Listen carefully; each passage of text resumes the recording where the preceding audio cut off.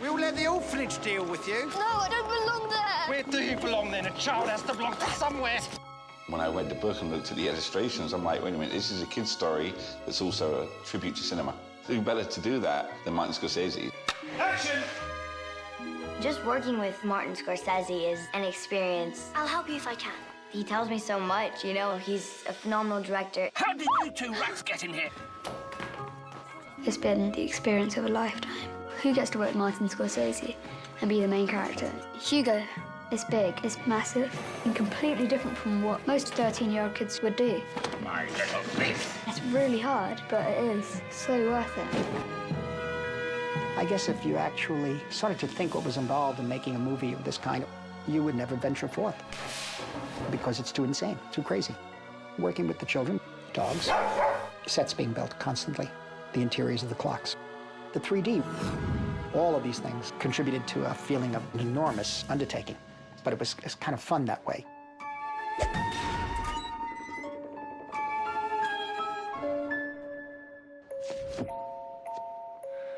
What is that? It's an automaton. Why would my key fit into your father's machine? Someone in my company found the book about 5, 6 years ago. And I had in the back of my head that Marty always wanted to do a kids movie. So I sent the book to Marty and I said, I think we found your so-called kids movie. It was one of those experiences I sat down and read the thing completely, straight through.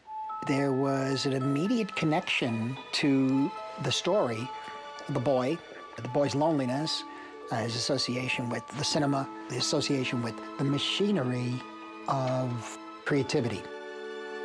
When I found out that Martin Scorsese was interested in making it into a movie, immediately I was like, oh, of course, it has to be Martin Scorsese. It's the eternal myth of the lost man, guided back into life by the hands of a child. That is an absolutely classic piece of mythology. For me, this has a very interestingly personal connection, you know, and just happened to hit at the right time. I have a young daughter who will be 12 soon. His youngest daughter, Francesca, she hasn't been able to see his films. So he was like, I'm gonna make a film that my daughter can actually watch, you know? Reading to children, introducing them to music of different kinds, films, ballet. It's like rediscovering all of these wonderful art forms again, but through the eyes of children. Marty had called me one day and said, I want you to read this book.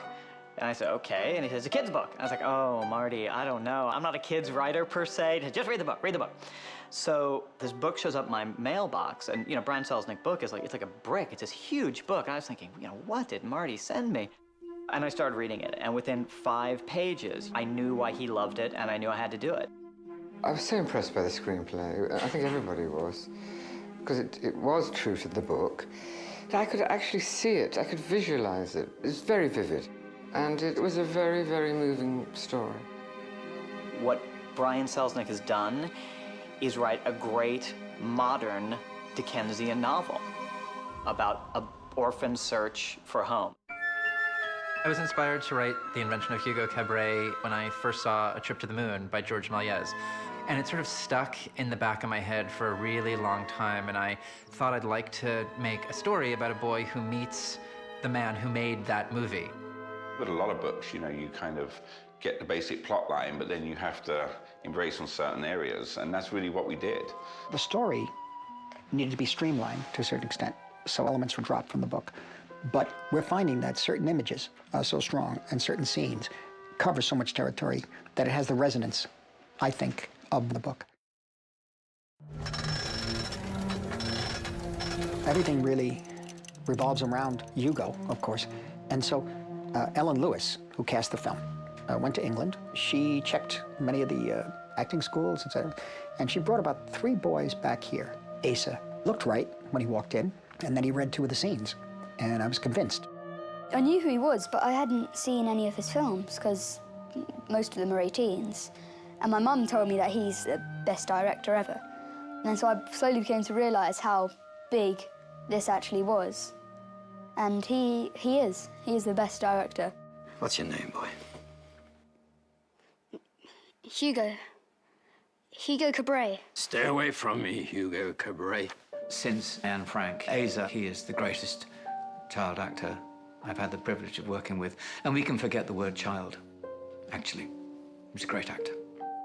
Then we had Asa read with 2 or 3 young actresses. They were matching him up with Chloe and seeing the chemistry there, and it was phenomenal. It was a really cool kind of turn of events because I showed up in New York and I was meeting Martin Scorsese for this phenomenal role, and I went and I met him, and he was just really warm, you know, and he told me a bunch of stories, and I was like, wow, you know, he's a really cool guy. Why are you helping me? Because this might be an adventure. Chloe's a month older than me, so we get on well. Because the characters are quite close. It's sort of a brother-sister relationship between me and her. The two looked right together and also sounded right and played off each other very well. Very different kinds of personalities, too. Very different. And they were the age of my daughter, so it was an extension of what I'm doing at home. So I felt very comfortable with it. Really very comfortable with it. Marty's so open with collaboration, and that's why actors love to work with him so much. He makes everyone feel so comfortable. There's a huge amount to learn with Marty. You'll feel that you're with a filmmaker taking first steps in something. Whatever it is, he's doing something for the first time. When we looked at the image of George Méliès, there was no doubt in my mind that really the look would be perfect with Ben. As soon as he came on set, we literally were dealing with George Méliès. Ben worked out a way of moving a defeated posture, in a way of a man who was so alive, making 500 films, continually creating a whole new art form, is suddenly loses all his money, has to burn everything, and then finally is sitting behind the counter of a toy store. The casting is quite extraordinary in this film, and absolutely dead right. But you would expect that from a director like Martin Scorsese. John Logan, in the script, was able to create a little world of the train station. We tried to do these vignettes with a very light touch. When we shot them, it was almost like shooting a silent film. It wasn't even important to hear the dialogue, it was just to see them and to have these little running stories. Once I realized we were going to be centered in London and be able to employ the great sort of variety of stage actors that exist in London, it became doubly exciting. Monsieur Freak, Richard Griffiths, at the news kiosk, Madame Amélie, Frances de la Tour has her cafe, which has music in it. Happens to be that Django Reinhardt is in the band, if you noticed. And also, if you look closely, there's James Joyce and Salvador Dali outside at the table when the boy's being chased. And then there's Lisette, Emily Mortimer, taking care of the flower shop. Oh. And of course, Monsieur Labisse, who runs the bookstore, played by the great Christopher Lee. Isabelle. May I present to you Monsieur Hugo Cabret? I always felt that my career would not be absolutely complete unless I did a film with Martin Scorsese. And so all these characters were meant to sort of weave in and out of the picture. Give me your best smile. John Logan asked Brian Selznick if we could open up the character of the station inspector, because I wanted to have a little more flavor and more levels to him. And so I thought by working with Sacha Baron Cohen, we could find that. Are they smelly? Are they smelly flowers? Oh, yes, a little.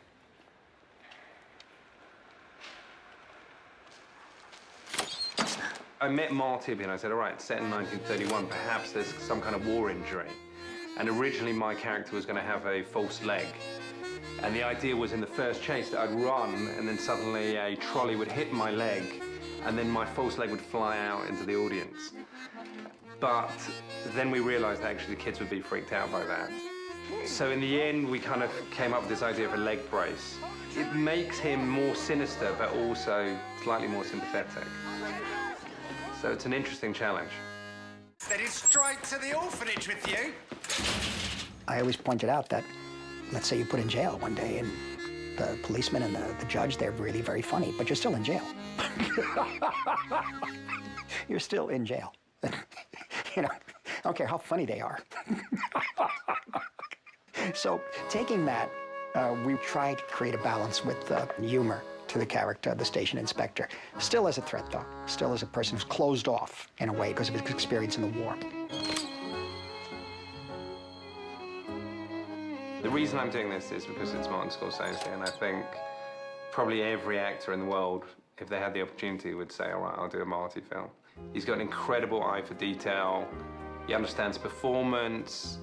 He has a brilliant way of working with actors, of making them feel relaxed and of encouraging their ideas and making it feel like a collaboration. And visually, he's the master. All his movies have a unique signature. I'm still, after my 4th movie, on set with him, watching him move that camera and watching the way he works with the talent and the way he picks out the angles to his shots, and I still sit there and, wow, this is Martin Scorsese. So even after 12 years, for me, it's new every movie and every time, the way he tells a story. This was breaking ground for him, working with kids, 3D, and dogs. If he is deceased, then who has been winding the clocks? Yes, I'm guilty. I added dogs to the story because I was thinking I want to make the station inspector one of those iconographic figures. You just see his silhouette and you know who he is. And I thought, give him a big dog. Give him a Doberman Pinscher, the scariest dog I could imagine.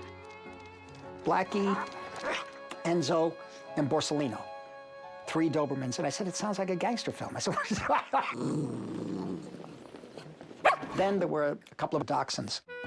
I think he was taken by surprise. He hasn't had a lot of experience with dogs' character, per se.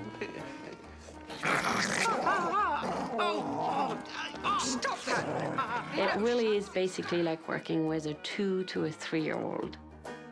Watching Marty direct a dog for 6 hours. Yeah, my producer sitting there going, oh my God, what are we doing? And Dachshunds are running around. They just didn't want to work. They would show up and they were like, no, not today. We're not doing this today. Mathilde pointed out that the dachshunds have their own attitude about everything. They're not impressed. And so the dachshunds we found to be resistant. I don't think they're too happy about acting. I don't think they've read the script. They're just sweet little things that run around and get distracted. Just clapper noises and all the extras of that. The Dobermans, they're great. They sort of run around, slipping on the marble floor. They'll go, speak, and they'll just start barking. It's quite terrifying. Sasha's been absolutely amazing, really a team player, and that's what we need. He doesn't have a dog in real life, but he's been really helping us out in so many ways. This is an extreme complex movie. We have a lot of elements that comes into place. You have a live animal in a 3D environment, which has not been done before. By the time we all decided that we can make the film, immediately people started talking about 3D. And I saw Avatar and I saw a number of other films, a beautiful use of 3D. I thought really on that level, it's extraordinary. Bob Richardson then on camera.